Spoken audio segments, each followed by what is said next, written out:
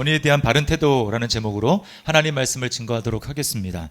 요즘 권위라는 말은 인기가 없다고 생각을 합니다. 우리나라가 오랫동안 유교 문화에 젖어 있다가 지금 세태가 아주 급변하고 있습니다. 그래서 아마 권위라는 말에 알러지 반응을 일으키는 사람이 많다고 생각합니다. 특별히 젊은 세대일수록 더 그렇다고 생각합니다. 젊은 세대들은 권위를 요즘 시대와는 어울리지 않는 구시대의 유물이 아닌가 이렇게 생각할 수도 있다고 생각합니다. 그러나 권위는 없을 수도 없고 없어서도 안 됩니다. 반드시 필요한 것입니다. 제가 여러분에게 질문 하나를 하겠습니다. 자녀를 양육하는 이제 부모님에게 해당되는 말인데요. 권위적인 아빠와 권위적인 아빠와 또 모든 것을 이렇게 허용하고 용납해 주는 아빠 둘이 있다고 할 때 어떤 아빠가 자녀 양육에 더 악영향을 미칠까요? 네? 네. 얼핏 생각하면 허용해 주는 아빠가 더 좋지 않을까라고 생각을 하는데요. 그러니까 아동 심리학자들의 이야기를 들어보면 그렇지 않습니다. 정반대라고 합니다. 오히려 모든 것을 허용해 주면 아이들이 그걸 통해서 규율과 또 사회성과 인성을 제대로 배우지 못하기 때문에 아이들의 버릇이 나빠진다고 이야기를 합니다. 엄할 때는 분명한 기준을 가지고 자녀들의 잘못을 지적하고 또 자녀들의 눈높이에서 설명해 주어야 자녀들이 옳고 그름을 분별하고 바른 인격으로 자라날 수 있다라고 이야기를 합니다. 자녀를 키워보신 부모님들은 아마 다 공감하실 거라고 생각합니다. 오늘 본문은 권위에 대해서 우리에게 가르치고 있습니다. 문맥상으로는 국가 공직자들에 대한 이야기예요. 그러나 저는 오늘 거기에 한정하지 않고 권위 전반에 대해서 하나님이 우리에게 어떻게 말씀하시는지를 좀 살펴보려고 합니다. 세 가지를 여러분에게 말씀드리도록 하겠습니다. 첫 번째는 모든 권위의 출처는 하나님으로부터 온다라고 하는 것이고, 두 번째는 그럼에도 불구하고 우리가 사는 이 세상은 얼마나 권위를 허물어뜨리고 있는가라고 하는 데 대해서 우리가 깊이 있게 좀 생각을 해봐야 됩니다. 그리고 마지막 세 번째는 권위를 허무는 배후의 세력은 무엇인지 우리가 분명하게 인식하고 어떻게 우리는 권위에 대해서 바른 태도를 가질 것인가 라고 하는 것을 살펴보려고 합니다. 자, 먼저는 모든 권위의 출처는 하나님이심을 우리는 분명히 알아야 합니다. 1절을 다시 보시기 바랍니다. 각 사람은 위에 있는 권세들에게 복종하라.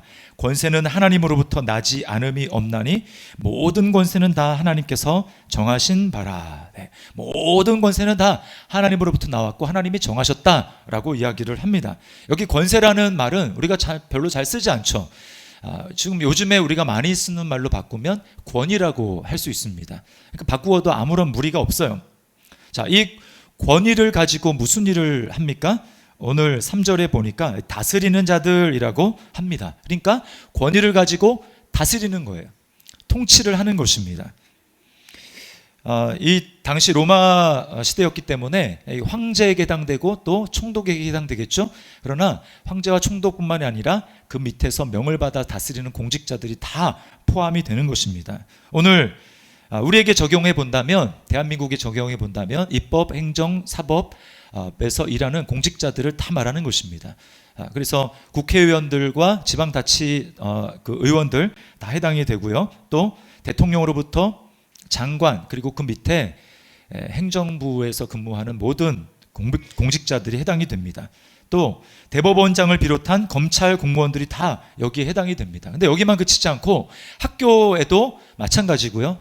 그리고 이제 모든 조직도 다 확장하면 마찬가지입니다. 교회도 마찬가지고 또 가정도 마찬가지입니다. 적용할 수가 있는 것이죠. 자, 여기 권위를 가진 자들에게 어떻게 하라고 합니까? 복종하라, 명령하라 이렇게 이야기합니다.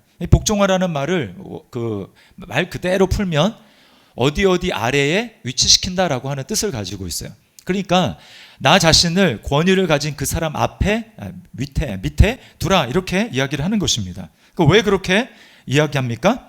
하나님 때문에 그렇게 하라는 거예요. 그 사람이 가진 권위가 하나님으로부터 왔기 때문에 그렇게 하라라고 이야기를 하는 것입니다. 이게 뭐 단순한 것 같지만 우리는 이 진리를 가슴속에 깊이 새겨야 합니다.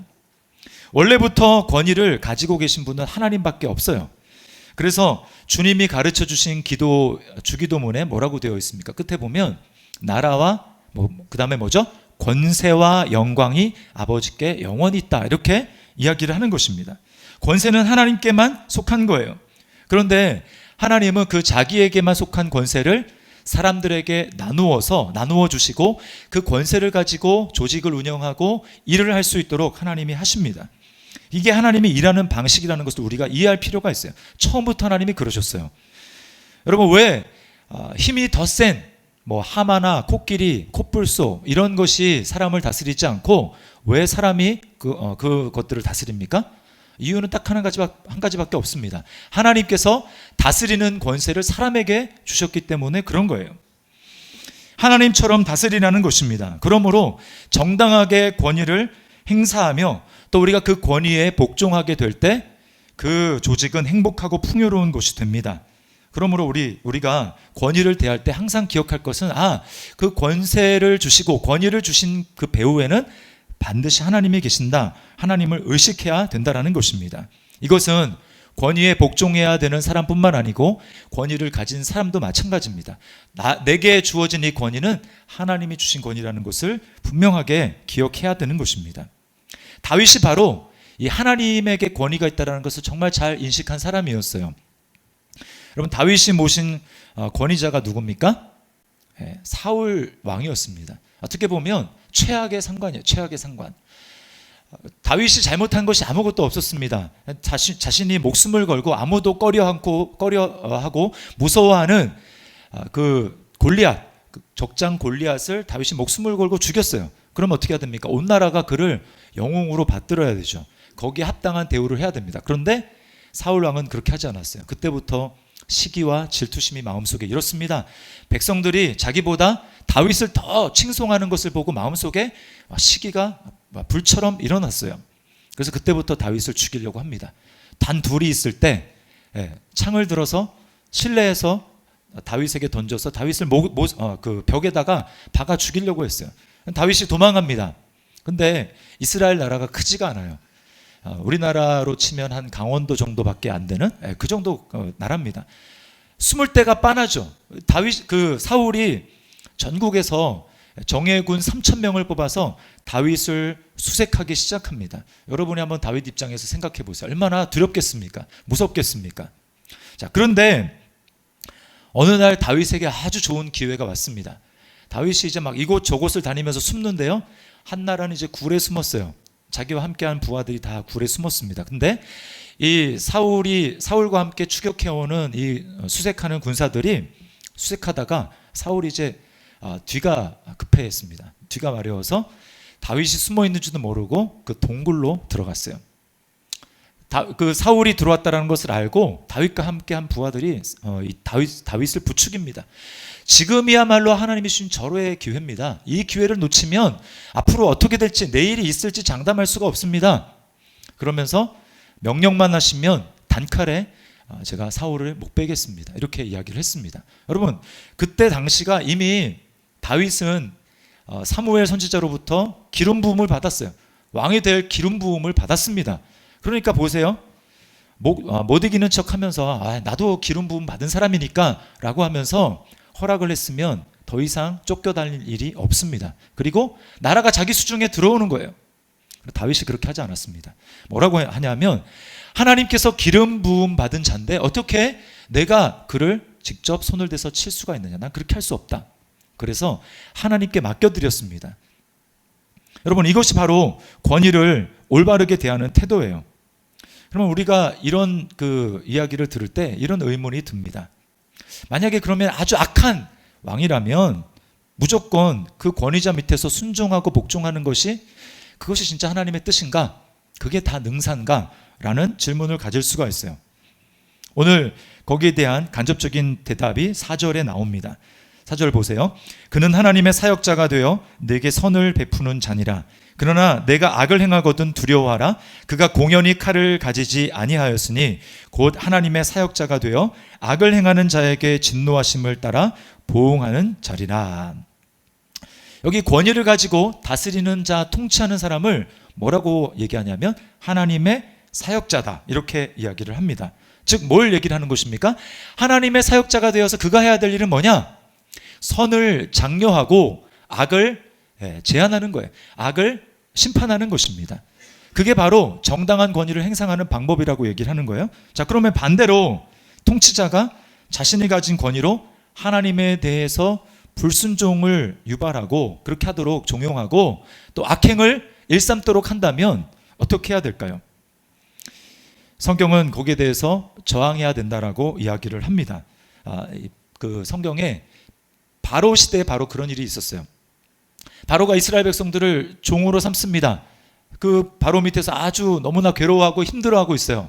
왜냐하면 이 숫자가 점점 늘어나는 것입니다. 자기 자국 백성보다 종으로 삼고 있는 이스라엘 백성들이 더 많아지니까 마음속에 두려웠어요. 그러다가 적군이라도 쳐들어오면 안에서 내란을 일으키면 나라가 위험하다. 그래서 히브리 산파들, 이스라엘 산파들을 다 불러서 뭐라고 명령하냐면 무조건 이제부터 남자아이, 이스라엘 사람 남자아이가 태어나면 다 죽여라. 이렇게 명령했습니다. 자, 그런데 그 이스라엘 산파들이 어떻게 했습니까? 동맹을 하고 거기에 거부를 했어요. 산의 아이들이 다 태어났는데 다 살리는 것입니다. 왜 그렇습니까? 바로도 무섭지만 바로에게 권세를 주신, 권위를 주신 그 뒤에 하나님이 더 무서웠고 그 하나님을 의식했기 때문에 그렇게 할 수 있었다는 것이죠. 아마 근현대 교회사에서 보네퍼 목사님이 이 일의 가장 극단적인 예라고 생각을 합니다. 미치광이 독재자, 살인마 히틀러를 이분이 뭘 했냐면 암살하려고 했어요. 아무리 생각해도 저자가 계속해서 있는 한 하나님의 교회가 제대로 서갈 수 없고 신앙생활을 제대로 할 수 없다라고 생각을 하고 암살하기로 작정을 했죠. 결국 성공하지 못하고 순교를 하셨습니다. 이처럼 국가가 개인의 양심의 자유 그리고 종교의 자유를 제한하면서 하나님께 불충성하도록 그리고 악행을 하도록 유도한다면 우리는 거기에 대해서 분명하게 저항해야 합니다. 그것은 옳지 않는 일이며 하나님의 뜻에 반하는 것이기에 복종할 수 없다라고 저항해야 하는 것입니다. 분명하게 의사를 표현해야 되는 것입니다. 그럼에도 불구하고 여러분 이 권위에 대해서 저항하는 것은 매우 신중해야 됩니다. 바울이 지금 로마서를 이제 쓰고 있는데 이 로마서가 쓸 당시에 다스리는 황제가 누구였냐면 우리가 익히 잘 알고 있는 네로 황제였어요. 네로. 그러니까 선한 왕이 아니었습니다. 악한 황제였어요. 그럼에도 불구하고 지금 바울 사도가 뭐라고 얘기합니까? 위에 있는 권세에게 복종하라 라고 명령하고 있어요. 그만큼 권위의 문제는 심각하고 중대한 것이기 때문에 그렇습니다.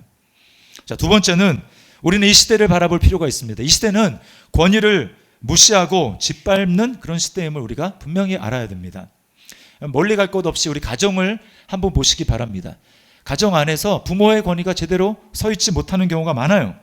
뉴스를 보면 하루가 멀다 하고 폐륜에 관련된 뉴스가 보도가 됩니다.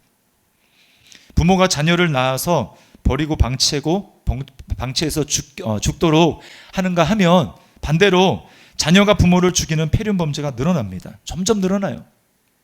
며칠 전 이제 신문에서 봤는데요. 아마 여러분도 보신 분이 있을 거예요. 24살 난 청년, 군대를 갔다 온 이제 남자 청년이 자기 그 누나와 그리고 아버지를 둔기로 쳐서 살해한 사건이 기록이 돼 있더라고요. 이유가 뭐냐면 자기 허락도 없이 이제 새로운 침대를 들여왔다라는 거예요. 근데 그 침대가 마음에 안 든다라는 것입니다. 그래서 막 이제 부시는데 그걸 누나랑 또 아버지가 나무라고 말리니까 이제 그렇게 한 거예요. 여러분 기가 막히지 않습니까? 스스로 자신의 행복과 평안을 파괴하는 것이죠. 그런가 하면 오늘날은 공권력의 권위도 땅에 떨어졌습니다. 지난달 정확하게 날짜는 기억 안 나는데 그 금속 노조를 비롯해서 몇몇 노조 단체들이 현대사옥 앞에서 이제 집회를 했어요. 근데 그 집회하는 과정 가운데 경찰을 폭행했습니다. 자그마치 36명이나 되는 경찰들이 폭행을 당했어요. 그래서 이제 경찰이 이 일을 어떻게 처리했냐면 그 폭행에 가담한 12명을 입건을 했습니다. 그리고 그 중에 가장 증거가 확실한 주동자 1명을 구속영장을 청구했어요. 그런데 그 구속영장이 기각이 됐습니다. 그 기각된 이유가 뭔 줄 아십니까? 여러 가지 있지만 그 중에 하나가 바로 피의자가 노조연대에서 차지하는 위치를 고려하지 않을 수 없다. 여러분 이게 말이 됩니까? 폭행을 하고 공무집행 방해를 했으면 법대로 처리를 해야죠. 무슨 지위를 고려합니까? 법 앞에서는 만인이 평등한 것이죠. 그 사람이 지위가 어떻든지 법에 따라서 심판을 받아야 하는 거예요. 분명히 잘못을 하고 범죄를 저질렀음에도 불구하고 여러분 이렇게 법대로 심판하지 않으니까 점점 현장에서 공권력을 행사하는데 위축이 되고 적극적으로 행사를 하지 못하게 되는 것입니다. 과거 군부 독재 시절에 물론 우리 한때 공권력을 남용한 잘못이 분명히 있습니다. 그러나 지금은 공권력의 권위 자체가 무너지고 있습니다. 심각한 문제예요. 그런가 하면 학교에서도 교사의 권위가 무너지고 있습니다. 지난달이 가정의 달이고 또 15일이 스승의 날이었잖아요. 제가 기사를 봤는데요. 기사를 봤는데 남양주의 한 중학교 2학년 교실에서 일어난 일입니다. 이제 수업을 알리는 종소리가 나고 이제 선생님들이 이제 각 과목을 맡은 선생님들이 들어갈 거 아니에요. 근데 들어가야 될 교실을 아마 지나쳤는 모양입니다. 착각을 하고 지나쳤는데 그 반 아이들이 이제 아이들이 아니면 몇 명씩 그랬겠죠. 뭐라고 얘기하냐면 저 XX 다른 반에 들어갔다 좀 끌고 와라. 이렇게 이야기를 한 거예요. 여러분이 만약에 해당 교사였다고 한번 생각을 해보세요. 그 욕설을 들었어요. 그러면 그 반에 들어가 가지고 제대로 잘 가르치고 싶은 그런 마음이 생기겠습니까? 무엇을 가르칠 수 있겠어요? 그리고 그런 태도를 가지고 무엇을 배울 수 있겠습니까? 교사들이 뭐라고 하냐면 욕 정도는 이제 하도 많이 들어서 아무 느낌이 없다고 합니다. 학생이 교사를 대상으로 한 폭행 사건이 최근 5년간에 2배 증가했다고 해요. 뿐만 아니라 성희롱, 성폭행 등 성범죄도 2배 이상 늘어났다고 합니다. 교사가 학생에게 대해서 그렇게 한 게 아니고 학생이 교사에 대해서 그렇게 했다라는 거예요. 그런가 하면 학부모들 중에는 트집 잡기식으로 교사에 대해서 민원을 제기하고 그래서 이 합의금을 뜯어내는 경우도 있다고 합니다. 정말 기가 찰 노릇이에요. 물론 교사들 중에서는 권위를 잘못해서 사용하는 나쁜 교사들도 있다라는 걸 알아요. 제가 그것을 부인하는 것 아닙니다. 그러나 여러분 우리는 이 시대를 똑똑히 분별해야 돼요. 이 시대는 인권이라는 이름으로 정당한 권위를 허물어뜨리는 그런 시대입니다. 그 대표적인 것이 저는 그 교권에서 특별히 학생인권 조례라고 생각을 해요. 진보 교육감들이 들어와서 학생인권 조례를 지역별마다 시행하고 있는데요. 저는 진보 전체에 대해서 뭐라고 하는 것이 아닙니다. 잘한 것도 있지만 잘못한 것에 대해서는 분명히 지적을 해야 됩니다. 학생인권 조례의 구체적인 조항들을 들어서 얘기할 시간은 없어요. 그러고 싶지도 않습니다. 청소년들의 학생들의 인권을 보장하는 취지는 참 좋아요. 제가 거기에 대해서 뭐라고 하는 것이 아닙니다. 나이가 어리다고 학생들을 인격적으로 대우하지 못한다는 것은 잘못된 것이죠. 그러나 또 하나 놓치지 말아야 될 것이 무엇입니까? 학생들은 아직 배우는 과정 가운데 있다는 것입니다. 아직 성인이 아니고 더 배우고 가르침을 받아야 될 미숙한 상태에 있다는 거예요. 아직 옳고 그름에 대해서 분별력이 성인에 미치지 못합니다. 그러니까 실수를 하거나 잘못하면 거기에 대해서 보호해주고 바로잡아주고 교정해줘야 되죠. 이것이 바로 어른들의 책임입니다. 저도 한참 지금 집에 사춘기를 겪고 있는 북한의 김정은도 무서워하는 중학교 2학년 딸을 지금 키우고 있어요. 근데 여러분도 다 겪어보셔서 아시겠지만 통제가 안 됩니다. 통제가. 한번 스마트폰 이렇게 주면 통제하지 않으면 밤새서 해요. 그럼 어떻게 됩니까? 삶이 망가지는 것이죠. 본인이 꿈이 있어요. 그런데 꿈이 있음에도 불구하고 지금 당장 그것을 절제하지 못해서 꿈을 이루지 못하는 것입니다. 그럼 가만 방치해 두면 어떻게 되는 거예요? 삶이 망가지잖아요. 그러면 그걸 가만히 두는 것, 그것이 인권을 존중해 주는 것입니까? 그것을 통제하고 절제할 수 있도록 중간에 개입해서 도와주는 것, 그것이 인권을 빼앗는 것입니까? 아니죠. 자유와 권리에는 책임이 따르는 것인데 청소년들이 그게 잘 안 되니까 법으로 보호하려고 소년법도 있고 청소년 보호법도 있는 거잖아요. 책임을 지지 않고 누리기만 하려는 사람에게 어떻게 똑같은 인권을 적용할 수가 있습니까? 만약에 여러분이 의료계에 있는데 병원에서 의사가 나도 똑같은 의사인데 왜 나한테는 수술할 기회를 주지 않느냐? 이건 인권 침해다 라고 얘기하면 뭐라고 하실 겁니까? 왜? 인권은 어디에만 해당되는 거예요? 책임을 질 수 있을 때 이야기를 할 수 있는 것입니다. 왜 인턴에게 수술할 기회가 주어지지 않습니까? 책임을 못 주니까 그런 것이죠. 지금 학생 인권 조례가 바로 딱 그 모양새라는 것입니다. 정말 학생들을 사랑하고 그 미래에 대한 책임감을 가지고 있다면 우리는 그냥 그렇게 내버려 두면 안 되는 것입니다. 책임은 얘기하지 않고 인권만 강조하니까 청소년들 사이에 어떤 일이 일어납니까? 성인을 모방한 아주 극악한 범죄가 점점 기승을 부리고 있는 거예요. 그러니까 여러분도 뭐 그런 사건 보면 댓글 달리는 거 보십시오. 소년법을 폐지해야 된다고 하지 않습니까? 여러분 그런 방향으로 가도록 놔두면 안 되는 것입니다. 그리고 세 번째, 우리는 권위를 대적하는 궁극적인 배후 세력이 마귀임을 분명히 알아야 합니다. 2절을 보십시오. 그러므로 권세를 거스르는 자는 하나님의 명을 거스름이니 거스르는 자들은 심판을 자취하리라. 권세를 거스르는 자는 하나님의 명령을 거스르는 것이다 라고 오늘 분명히 이야기를 해요. 하나님의 명령을 거스르는 전문적인 존재가 누굽니까? 이 일만 전문적으로 하는 존재, 그게 바로 사탄입니다. 사탄이란 이름 뜻 자체가 대적하는 자, 거스르는 자라는 의미를 가지고 있어요.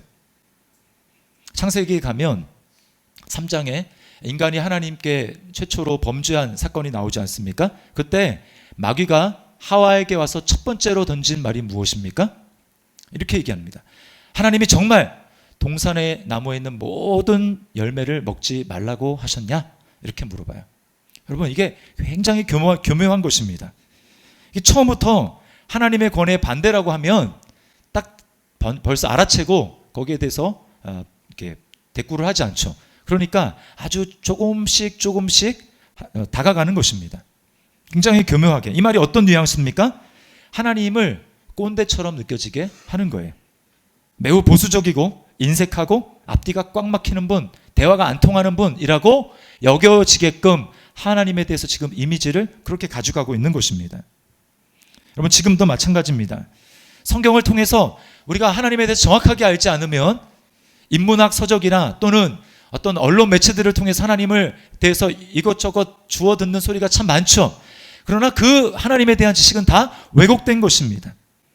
하나님은 인간의 자유를 억압하는 신이다. 하나님을 믿는 것은 자유가 구속되는 것이다. 그것은 의지가 연약한 사람들이 하는 짓이다 라고 이야기를 하죠. 여러분 그 이론과 사상을 받아들이면 그 순간 하나님이 싫어지는 것입니다. 하나님은 오직 성경을 통해서만 우리는 제대로 알 수 있는 거예요. 하와가 대답하죠. 이렇게 얘기합니다. 동산 나무의 모든 열매는 먹을 수 있으나 동산 중앙에 있는 열매는 하나님이 하시는 말씀에 만지지도 말고 먹지도 말라. 먹는 날에는 죽을까 하노라. 하나님 그렇게 얘기하셨다는 거예요. 여러분 하나님이 언제 죽을까 하노라 이렇게 어정쩡하게 말씀하셨습니까? 하나님이 하와에게 뭐라고 말씀하셨죠? 아담에게 먹는 날에는 반드시 죽으리라. 반드시 죽지 않고 죽을까 하노라. 하나님의 말씀에 대한 확신이 지금 없는 거예요. 그러다 보니까 마귀에게 틈을 주는 것이죠. 그러니까 이제 마귀가 뭐라고 얘기합니까? 바로 그 틈을 비집고 들어옵니다. 결코 죽지 아니하리라. 그제서야 완전히 하나님의 말씀에 정반대로 이야기하는 것입니다. 조금씩 좀먹어 들어오는 거예요. 그래서 그 다음에 어떻게 됩니까? 너희가 하나님같이 될 것이다. 마침내 하나님의 권위를 부정하는 거예요. 하나님의 권위가 아니라 내 스스로의 권위를 세우겠다라고 하나님에 대해서 권위를 부정하고 스스로 독립선언을 하는 것입니다. 여러분 이것이 바로 죄의 핵심이에요. 모든 죄는 다 여기서부터 파생하는 것입니다. 뭘 얘기하는 것입니까? 말씀에 대한 권위를 부정하면 하나님의 권위를 부정하게 된다라는 거예요. 오늘날 인권을 이야기하는 많은 사람들이 성경을 인용하는데 그들이 성경을 뭐라고 얘기하는 줄 아십니까? 성경은 인간의 문화의 산물이라고 얘기를 하는 거예요. 그러니까 내 생각에 맞지 않으면 이건 잘못됐다라고 하고 이렇게 저렇게 얼기석이 짜 맞추는 것입니다. 하나님의 권위를 부정하는 것이죠. 말씀의 권위를 부정하면 하나님의 권위를 부정하고 결국 권위에 대해서 도전하게 되는 것입니다. 우리가 인정해야 될 것이 하나 있어요. 그건 무엇입니까? 저와 여러분이 다 아담의 후손이라는 것입니다. 그래서 우리에게도 정당한 권위에 대해서 반발하고 또 그 권위를 거역하고자 하는 그런 마음이 마음속에 있다라는 거예요. 그래서 어떻습니까? 내가 마음에 들지 않아요. 그러면 마음속으로 판단합니다. 비방합니다. 뒤에서 수근수근 거립니다. 그런가 하면 내게 조금만 권위가 주어지면 그 권위를 주신 분이 하나님이라는 것을 잊어버리고 자신을 높이는 데 사용합니다. 권위를 하나님이 그 원하는 방향으로 적절히 사용하지 못하고 교만해서 자신을 높이는, 자신의 유익을 추구하는 데 사용하는 거예요. 그러나 예수님을 보십시오. 예수님은 가장 높은 권세와 권위를 가지신 분임에도 불구하고 인간의 권위 뒤에 있는 하나님의 권위를 보았기 때문에 하나님의 아들이 사람에게 복종합니다. 대표적인 게 뭡니까?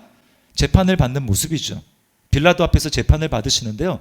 여러분, 어떻게 죄가 없으신 하나님의 아들이 죄투성인 인간에게 재판을 받을 수 있습니까? 이건 말이 안 되는 것이죠. 그것도 불법 재판이에요. 근데 예수님이 그 재판을 묵묵하게 받으십니다. 빌라도가 거들먹거리며 이렇게 얘기하죠. 야, 내가 너를 살릴 권세도 있고 죽일 권세도 있다. 나한테 잘 보이라는 것이죠. 예수님이 뭐라고 말씀합니까?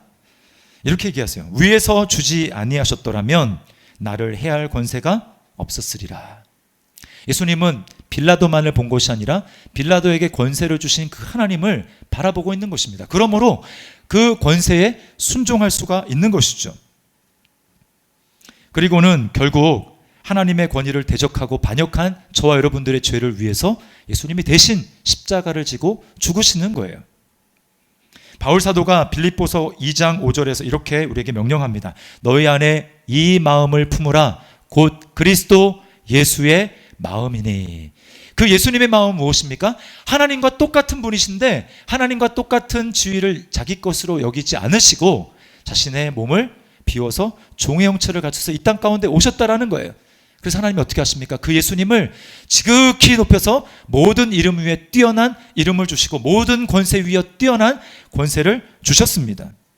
예수님을 믿는 사람, 예수님 안에 있는 사람, 그 사람은 어떤 사람입니까? 바로 이 예수님의 마음을 품은 사람이에요. 그래서 성경이 예수님을 믿은 사람, 그래서 구원받은 사람을 뭐라고 얘기하냐면 순종의 아들들이라고 이야기합니다. 반면에 예수님을 아직 믿지 않고 있는, 예수님 바깥에 있는 사람을 향해서는 불순종의 아들들이라고 이야기를 하는 것입니다. 우리가 예수님을 믿었다면, 예수님의 영을 받았다면 우리는 불순종의 사람들이 아니라 순종의 아들들이라는 거예요. 순종할 수 있는 사람, 예수님의 마음을 가진 사람이라고 하는 것입니다. 그러므로 여러분, 진정으로 하나님이 세운 권위에 복종하기를 원하십니까? 그렇다면 여러분, 예수님을 바라봐야 합니다. 예수님의 마음을 품어야 하는 것입니다. 그럴 때 우리는 하나님의 뜻을 바르게 분별할 수 있고 그 권위 배후에 있는 진정한 권위이신 하나님을 보게 되는 것이에요. 적용해 보겠습니다. 예수님의 마음을 품은 사람으로서 우리는 어떻게 권위를 대해야 할까요? 첫 번째는 권위를 가진 자들을 대할 때 하나님을 인식하는 연습을 하는 것입니다. 가정에서 여러분이 이제 자녀라면 자녀로서 부모에게 순종할 때 부모님 뒤에 있는 하나님을 인식하셔야 합니다. 또 회사에서도 마찬가지입니다. 거칠은 상사, 까다로운 상사를 할지라도 그 상사 배후에 있는 그 상사를 세우신 하나님을 염두에 두는 것이죠. 하나님의 권위를 의식하는 것입니다. 이 훈련을 가장 하기 좋은 데가 어디냐면 바로 교회예요. 교회. 교육자를 대할 때, 순장을 대할 때, 또 부서의 장을 대할 때 그를 하나님이 세우셨음을 기억해야 됩니다. 또 사역적인 권위도 있어요. 장이 아니더라도 사역에 필요해서, 장은 아니지만 세우는 그 기능 때문에 세운 권위가 있습니다. 예를 들면 뭐가 있을까요? 안내 같은 거죠. 안내. 그냥 집사님 중에 한 분이 안내를 하실 수가 있어요. 그럼 어떻게 합니까? 여기 저 앞쪽으로 가주세요. 여기 앉아주세요. 그렇게 하죠. 그때 예수님 마음을 품은 사람이라면 어떻게 해야 됩니까? 저 정말 가생에 앉고 싶고 뒤에 앉고 싶어요. 그래도 그 권위, 세우신 권위를 바라보고 가운데 앉고 앞으로 가는 거예요. 그게 사역적으로 그 세워주신 권위에 순종하는 것입니다. 제가 이거 하니까 생각이 하나 나는 게 있는데, 이전에 사역하던 교회에서 한 번은 여름에 이제 그 국내 선교를 갔어요. 근데 이제 한꺼번에 한 3지역이 연합해서 갔습니다. 그러니까 각 지역별로 담당하는 교육자가 있어요. 근데 이제 그 담임 목사님이 누구를 이제 거기에 그 책임자로 세웠냐면 다른 교육자 있었습니다. 근데 그 목사님이 저보다 교회에서 이제 시쳇말로 좀 짬밥도 안 되고 그리고 이제 온지도 더 늦게 됐고 목사 안수도 훨씬 늦게 봐도 그런 분이 딱 세웠어요. 근데 여러분 제 마음속에 얼마나 그때 막 불평하는 마음, 불편한 마음, 어떻게 이럴 수가 있나 하는 그런 마음이 막 들었는지 몰라요. 목사님이 어떻게 나를 제쳐놓고 저 사람을 세우는가. 제가 그래서 목사임에도 불구하고 그 선교하는 기간 내내는 아니고 한 하루 이틀 좀 힘들었어요. 그때 제가 느꼈던 것이 뭔 줄 압니까? 야, 진짜 내가 정말 세운 권위에 복종하기 진짜 싫어하는 태역한 그런 죄인이구나 라고 하는 것을 제가 깨달았습니다. 여러분, 교역자를 대하거나 교회에서 세워주신 질서, 그것을 세웠을 때 여러분 거기에 순종하는 훈련을 하셔야 됩니다. 때로는 순장이 나보다 신앙 연륜도 낮을 수가 있어요. 나이도 어릴 수가 있습니다. 그러나 그를 세운 것이 하나님이라면 우리는 그 뒤에 있는 진정한 권위이신 하나님을 생각해야 하는 것입니다. 그래서 순종해야 되는 것이죠. 그래서 하나님이 교회에 세운 권위에 순종할 때 주신 복에 대해서 이렇게 말씀합니다. 히브리서 13장 17절 말씀 우리 세 번역인데요. 제가 읽어드릴 테니까 여러분 잘 주의해서 보시기 바랍니다. 여러분의 지도자들의 말을 고지 듣고 그들에게 복종하십시오. 그들은 여러분의 영혼을 지키는 사람들이요 이 일을 장차 하나님께 보고 드릴 사람들입니다. 그러므로 여러분은 그들이 기쁜 마음으로 이 일을 하게 하고 탄식하면서 하지 않게 해 주십시오. 그들이 탄식하면서 일하는 것은 여러분에게 유익이 되지 못합니다. 아울러서 우리가 꼭 기억해야 될 것은 뭐냐면 자녀들에게도 권위에 순복하고 권위를 존중히 여길 것을 가르쳐야 한다는 것입니다. 권위를 존중할 줄 아는 자녀가 부모의 권위에도 순종하는 거예요. 자녀들 앞에서 함부로 권위에 대해서 이러쿵저러쿵 비방하는 말을 하는 것은 여러분 그것은 자녀에게 독을 먹이는 매우 지혜가 없는 행동이라는 것을 아셔야 하는 것입니다. 둘째는 권위자들을 위해서 기도해야 합니다. 디모데전서 2장 1절과 2절 말씀을 우리 같이 한번 읽어보겠습니다. 시작. 그러므로 내가 첫째로 권하노니 모든 사람을 위하여 간구와 기도와 도구와 감사를 하되 임금들과 높은 지위에 있는 모든 사람을 위하여 하라. 이는 우리가 모든 경건과 단정함으로 고요하고 평안한 생활을 하려 함이라. 네, 여기 뭐라고 합니까? 높은 지위에 있는 자들을 위해서 기도하라. 리더십에 있는 자들을 위해서 기도하라 라고 이야기를 하고 있습니다. 우리는 다스리는 자가 마음에 들지 않기 때문에 입으로 불평하고 불만하고 비난하고 판단하는 일, 이거는 쉽게 할 수 있어요. 누구나 할 수 있는 일입니다. 저 사람은 저것이 문제고 이 정권은 이게 문제고 또 직장 상사 마음에 안 들어서 욕할 수 있어요. 뒷담화할 수 있습니다. 또 저도 마음에 안 들 수 있죠. 그래서 이러쿵 저러쿵 할 수 있어요. 그러나 여러분 정말 우리가 예수님을 믿고 하나님께서 주신 순종의 영을 받아 순종의 아들들이 되었다면 우리는 그렇게 비방하기에 앞서서 하나님 앞에 먼저 기도해야 되는 것입니다. 기도할 때 하나님이 놀랍게 일하세요. 하나님이 사람의 마음을 바꾸십니다. 목사의 마음을 바꿔요. 여러분이 저의 어떤 문제, 저건 분명히 목사님이 잘못하는 것인데 라고 하면서 사람들에게 이야기하기 전에 그것을 하나님 앞에 가지고 탄원하며 기도할 때 하나님이 목사를 바꾸십니다. 또 대통령도 바꿀 수 있고 직장의 상사도 하나님 그 마음을 바꾸실 수 있는 분이에요. 여러분 믿습니까? 그러므로 먼저 기도해야 되는 것입니다. 그리고 정말 그 악행을 계속해서 하게 될 때, 기도를 하는데 계속해서 하게 될 때 하나님은 반드시 심판의 칼을 드십니다. 그래서 그 잘못하는 지도자를 하나님이 심판하시는 거예요. 이것이 바로 하나님의 무서운 것이죠. 여러분, 권위는 바로 이 세상을 다스리는 하나님의 방식이며 또 하나님의 선물입니다. 악한 정보라도 있는 것이 아예 무정부 상태가 되는 것보다 훨씬 낫다라고 한 C.S. 루이스의 말을 우리는 곰곰이 마음에 새겨야 합니다. 말세가 되어갈수록 사람들은 권위가 아무것도 아닌 것처럼 짓밟고 권위를 허물어뜨리려고 해요. 그러나 여러분 그것은 하나님이 원하시는 것이 아닙니다. 오늘 성경에 뭐라고 얘기합니까? 위에 있는 권세들에게 복종하라. 권세는 하나님으로부터 나지 않음이 없다. 그를 세우신 것이 바로 하나님이다. 분명히 이야기하는 것입니다. 그러므로 여러분 하나님이 세운 질서, 권위를 허무는 것은 하나님을 대적하는 것이고 그것은 마귀가 기뻐할 일인 거예요. 마귀는 어떻게 하면 이 세상을 더 혼란스럽게 만들어서 사람들에게 고통을 안겨줄까 밤낮 그 생각을 하는 것입니다. 우리는 그러므로 마귀의 속임수에 넘어가면 안 되는 것입니다. 예수님의 마음을 품을 수 있기를 바랍니다. 그 주님의 마음으로 말미암아 우리가 혼돈한 이 시대 가운데 하나님의 사람들로 하나님이 세운 권위, 그리고 그 뒤에 있는 진정한 권위인 하나님의 권위를 날마다 의식하며 하나님의 기뻐하시는 그런 삶을 살아가는 저와 여러분의 삶이 될 수 있기를 주님의 이름으로 축원합니다. 우리 말씀을 기억하면서 하나님 앞에 찬양하겠는데요, 모든 이름 위에 진정한 권위에 세워주신 그 예수 그리스도 주님의 그 권위를 인정하며 우리 시간 하나님 앞에 찬양 드리도록 하겠습니다.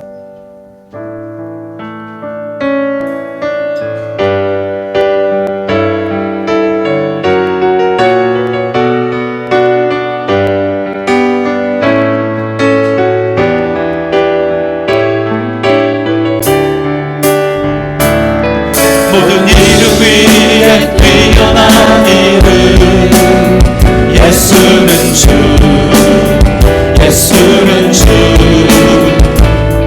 모든 무릎 꿇고 경배를 드리세 예수는 다시 한번 모든 이름 위에 뛰어난 이름, 모든 이름 위에 뛰어난 이름 예수는 주, 예수는 주. 모두 무릎 꿇고 경배를 드리세 예수는 만유의 주님. 아멘. 예수는 주, 예수는 주. 온 천하만 불러라 그 도좌 영광을 돌리세 예수, 예수, 예수. 처음부터 다시 한번 모든 이름 위에 뛰어난 이름 예수는 주, 예수는 주. 모두 무릎 꿇고 경배를 드리세 예수는 만유의 주님. 아멘. 예수는 주, 예수는 주. 온 천하 만물 물어라 그 보좌 영광을 돌리세 예수, 예수, 예수. 예수는 주님이 되십니다. 예수는 주, 예수는 주, 예수는 주. 온 천하 만물 물어라 그 보좌 영광을 돌리세 예수, 예수, 예수는 주. 어디 가든지 순종하라. 어디 가든지 순종하라.